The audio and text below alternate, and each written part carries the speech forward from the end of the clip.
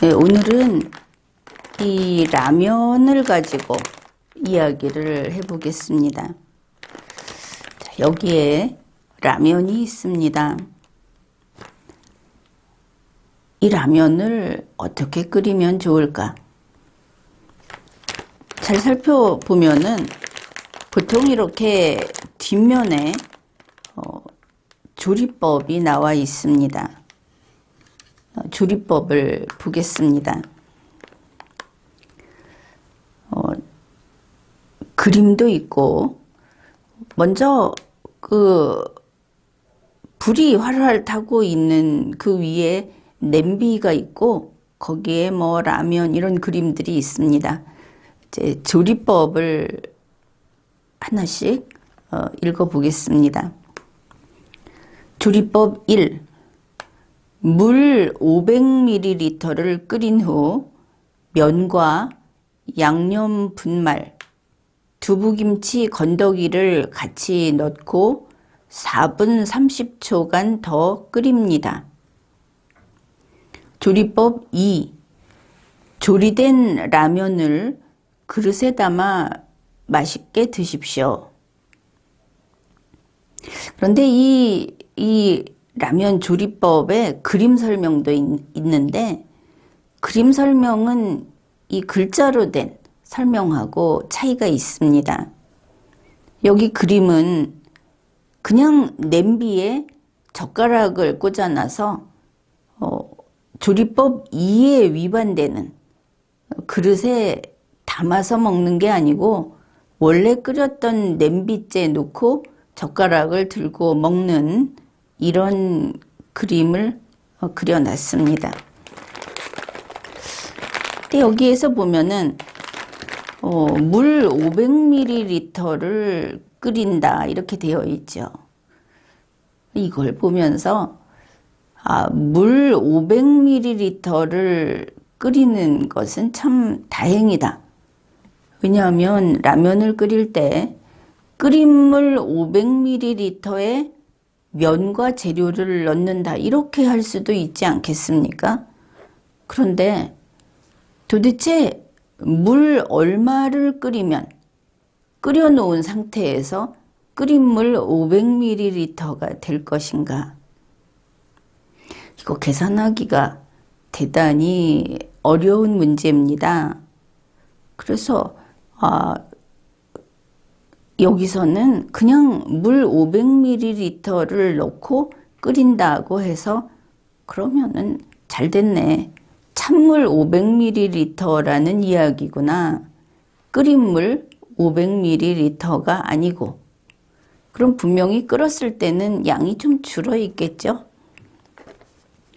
그 다음에 이제 조리법 1에서 면과 양념 분말, 두부김치 건더기를 같이 넣고 그랬습니다. 그러면은 그림에는 같이 그려져 있는데 사람 손이 둘밖에 없는데 이거를 다 같이 넣기도 어렵고, 아마도 한꺼번에 넣는다는 뜻이 아니고 면이 먼저, 그 다음에 양념 분말, 그 다음이 두부김치 건더기인데 그거를 넣고 끓이고가 아니고 연이어서 넣는다. 이렇게 이해를 했습니다. 그 다음에 이제 다 넣고 4분 30초간 더 끓인다 이랬는데, 그냥 말없이 더 끓인다고 했으니까 처음에 물을 팔팔 끓이던 그 정도의 불로 계속 끓인다 이런 뜻이 되겠죠. 불의 세기를 바꾸지 않는다. 바꾸라는 말이 없으니까. 그 다음에 뚜껑을 덮고 끓일 것인가 열어놓고 끓일 것인가. 그런데 이 불의 세기를 바꾸지 않는 이유는 그 냄비 안에 있는 온도를 일정하게 유지하고자 하는 것이고, 그렇다면 뚜껑을 닫고 끓여야 하겠다 이렇게 생각할 수 있고, 실제로 라면 연구소에서 뚜껑은 닫고 끓여야 한다고 설명도 했습니다. 그리고 4분 30초간 끓인다고 했으니까 시계가 있어야 하겠죠. 그릇에 담아서 먹어야 되니까 덜어 놓을 그릇도 필요합니다. 그래서 이제 이 라면을 끓이기 위해서 준비할 준비물은 라면을 넣고 끓일 냄비, 그리고 찬물 500ml, 시계, 그릇, 그리고 수저, 이 물을 끓일 버너, 이런 것들이 필요하겠습니다. 방금 이 조리법을 이제 읽어봤는데 아주 간단하죠? 이 방법이 이 라면을 가장 맛있게 끓이는 법이다. 그렇게 이게 지금 농심입니다. 그 농심은 농심 라면 연구소가 있고 삼양은 삼양 라면 연구소가 있었습니다. 그래 그 라면 연구소 직원이 방송에 나와서 말했습니다. 이 조리법대로 끓이면 가장 맛있다. 그런데 우리 주위를 보면 또 유튜브나 또 다른 데 이렇게 보면 내가 라면 달인이다 이러는 사람들 좀 있죠. 그 라면 달인들은 저마다 그 라면을 이렇게 끓이면 맛있다 하는 비법을 이야기하곤 합니다. 예를 들면 먼저 그 끓인 물에 스프만 먼저 넣고 끓인다. 또 이런 사람이 있는가 하면은 이 라면에 들어있는 스프만이 아니고 다른 라면에 있는 스프를 섞어서 적당히 그 비율을 조정해서 끓이면 더 맛있다. 이런 사람도 봤습니다. 스프를 끓인다고 하니까 여기 봉투에 이런 게 있습니다. 참 걱정이 많다 싶은데 조리 시 안전사고에 주의하세요. 이런 것도 있고 또 끓는 물에 스프를 먼저 넣으면 끓어오름 현상으로 화상의 위험이 있으니 면을 먼저 넣고 조리하세요. 그러면 조리법 1에서 면과 양념 분말했을 때 면이 먼저 들어간다고 본 게 맞았던 겁니다.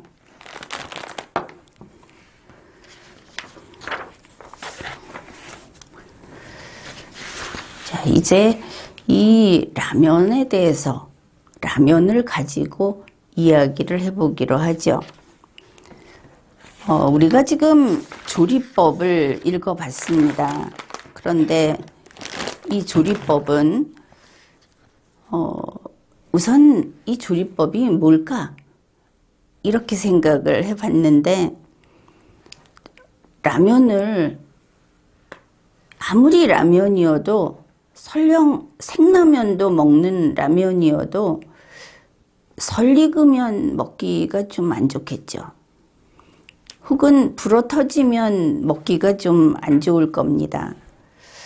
그래서 이 조리법이라는 것은 첫째, 먹을 수 있는 상태로 만드는 법, 이렇게 이해할 수 있겠습니다. 그 다음에 조리법 설명에도 있듯이 조리법이란 둘째, 맛있게, 그게 맛있다 하는 정도의 음식으로 만드는 방법, 이렇게 두 가지 의미가 다 있다. 그렇게 볼 수 있겠죠. 그러니까 일단은 먹을 수 있는 상태로 만든다 하는 것은 뭐 달리 뭐라고 할 이유가 없죠. 이대로 하면 되는구나. 그렇습니다. 그런데 이렇게 하면 맛있다. 이거는 좀 생각을 해봐야 하겠습니다. 제 사람마다 라면을 어떤 사람은 뭐 이거를 좋아하고 어떤 사람은 다른 뭐 회사도 다르고 또 라면 종류도 이게 좋다 하는 그런 기호가 있죠. 그래서 이제 우리가 이렇게 생각해 볼 수 있겠습니다. 농심라면이라고 하는 것은 이제 우리가 조리법 두 가지가 있다고 했죠. 조리법 1을 통해서 먹을 수 있는 상태로 만들면서 조리법 2를 통해서 이게 가령 농심은 별 모양 맛으로 맛있다. 이렇게 해보고 삼양은 사각형 모양의 맛으로 맛있다. 이제 이렇게 한번 설명을 해 보겠습니다. 농심은 조리법 1을 통해서 별 모양, 그러니까 그 먹을 수 있는 상태로 만든 다음에 조리법 2를 통해서 별 모양의 맛이 나오게 합니다. 그래서 농심이 맛있다 이러는 사람들은 별 모양 맛으로 맛있다 하는 것이죠. 삼양은 마찬가지로 조리법 1을 통해서 먹을 수 있는 상태로 만듭니다. 못 먹을 정도는 벗어나게 해주고 그 다음에 조리법 2를 통해서 사각형 맛으로 맛있다 하는 상태로 만들어줍니다. 그래서 삼양을 좋아하는 사람은 이 라면은 사각형 맛으로 맛있다. 이렇게 이야기를 하는 것이죠. 맨 처음에 소비자가 농심을 좋아하고 삼양을 좋아한다고 할 때는 아마도 최초의 경험이 있었을 겁니다. 우연히 맛을 봤는데 우연히 가져와서 이 조리법대로 끓여서 먹었는데 그랬는데 이거 정말 맛도 있다. 먹을 수 있을 뿐 아니라 맛도 있다. 나는 이 맛이 좋다. 이제 이런 최초의 만남이 필요한 겁니다. 최초의 만남을 통해서 어떤 사람이 나는 농심이 맛있다. 별 모양 맛이 좋다. 이랬으면 두 번째도 선택을 하겠죠. 각 라면 회사는 이게 농심이 됐든 삼양이 됐든 소비자가 두 번째 선택해주는 라면을 만들려고 노력을 할 겁니다. 그걸 희망하고 또 그런 식으로 계속 개발을 해 가는 것이죠. 이제 이렇게 되면은 최초 맛을 본 다음에 두 번째 선택을 하고 이 회사들은 세 번째도 자기네 것을 선택하도록 계속 만들어 가고 그러면은 우리가 알고 있는 우리나라의 시장에는 별 모양의 맛을 좋아하는 소비자들이 있는가 하면 사각형 모양의 맛을 좋아하는 소비자들이 이렇게 형성이 돼 있겠죠.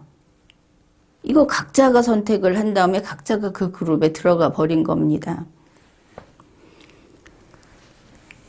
그러면은 이제 우리가 이렇게 생각할 수 있습니다. 별 모양 맛을 좋아하는, 그러니까 농심을 좋아하는 사람은 농심에 바로 그 맛이 나왔으면 좋겠다. 삼양을 좋아하는 사람은 삼양의 바로 그 맛이 나왔으면 좋겠다. 이렇게 생각을 하겠죠. 그러니까 두 번째도 선택하고 세 번째도 선택한 거 아닙니까? 그렇게 자기가 좋아하는 그 똑같은 맛이 계속 나오기를 이제 바라는 겁니다. 그런데 현실은 좀 다르죠. 두 번째 선택해서 끓였던 맛과 세 번째 선택해서 끓였던 맛은 정확하게 일치하기 어렵습니다. 오히려 항상 그 맛이 나오게 하는 것은 성공보다 실패가 더 많다. 그렇게 볼 수 있겠죠. 그러면은 나는 농심파인데 나는 삼양파인데 이러면서 농심의 이 맛이 좋은데 그 맛을 내는데 실패하는 겁니다. 자기 손으로 끓이다가. 그런데 그러면 그 인생은 실패한 건가? 그 사람은 실패자인가 하면은 신기하게도 그렇지 않다는 겁니다. 살다 보면 처음에 이 별 모양 맛을 좋아했었는데 자기 스스로 주인공이 돼서 이렇게 살다 보니까 농심이 설명해 준 그 별 모양 맛이 아니고 내가 좋아하는 것은 별 모양의 잎사귀가 하나 달린 그런 맛을 좋아하게 된 겁니다. 어느새 그렇게 돼버린 거죠. 그러면 이 사람이 맛있다고 하는 것이 최초의 별 모양 맛은 아니지만 별 모양의 잎사귀가 달린 맛이 된 겁니다. 이거를 실패라고 말할 수 있겠는가? 자, 여기에서 그래, 이 사람이 별 모양의 잎사귀가 붙은 걸 좋아한다고 한다면 그러면 이 라면 뒷면에 있는 최초의 조리법은 무엇인가? 그것은 여전히 필요한가? 이렇게 생각을 하게 되죠. 그거는 그렇습니다. 이 조리법은 별 모양의 맛이 나오게도 해주고 약간 실패했을 때 별 모양 비스무리한 맛이 나오게도 해주는 바로 그런 데에는 최고의 조리법이다. 조리법 설명이다. 이렇게 볼 수 있는 것이죠. 대충 그 정도는 해준다. 그래서 이 라면은 인스턴트 식품이라고 하지 않습니까? 이게 대단한 세상에 하나밖에 없는 궁극의 음식이라고도 하지 않고 그렇죠. 라면은 인스턴트 식품이고 조리법대로 따라가면 별 모양 맛 비슷한 그게 나오긴 하는데 우리 인생은 인스턴트가 결코 아니다 하는 겁니다. 그러니까 처음에 우연히 농심을 만나서 이거 마음에 드네. 두 번째 또 선택을 하고 그러면서 어느새 나는 삼양이 아니고 농심이야 하는 농심 그룹에 들어가 있는데 그럼에도 불구하고 내가 항상 끓여 먹는 것은 농심의 별 모양 맛이 아니고 나에게 더 맞는 별 모양에다가 잎사귀가 붙은 맛이 내가 좋아하는 맛이 돼버렸다. 이건 이미 농심의 맛이 아니다. 나만의 별 모양의 잎사귀가 붙은 그 맛을 추구하고 거기에 맛있다 그러고 그것을 따라가고 있다. 이것을 깨닫게 되는 겁니다. 그렇지만 돌아보면 이 인생이라는 것이 인스턴트가 아니라는 데서 항상 이렇게 뽐내고 더 나은 것만 나오는 것이 아니라 사실은 뻔한 별 모양 맛도 못 내는 경우가 허다하죠. 그래서 이게 실패인가? 이렇게 이제 계속 고민을 하게 되는 겁니다. 그런데 그게 실패일까? 중요한 것은 그 결과물을 우리 각자가 냈다는 것이죠. 남이 보고서 이게 별 모양 맛보다 못해. 이렇게 말을 하든 말든 이걸 자기가 끓여서 자기가 먹은 사람은 자기가 주인 아닙니까? 그래서 자기가 좋아하는 이 뻔한 인스턴트보다 더 좋은 어떤 것을 택했다. 이런 경우도 또는 인스턴트만큼도 안 되는 결과를 낸 것 같다. 이런 경우도 결국은 바로 그 사람이 이루어낸 겁니다. 자기가 살면서 이거는 실패가 아니고 성취다. 반드시 성취라는 이름을 붙여줘야 하겠다. 그렇게 생각을 합니다.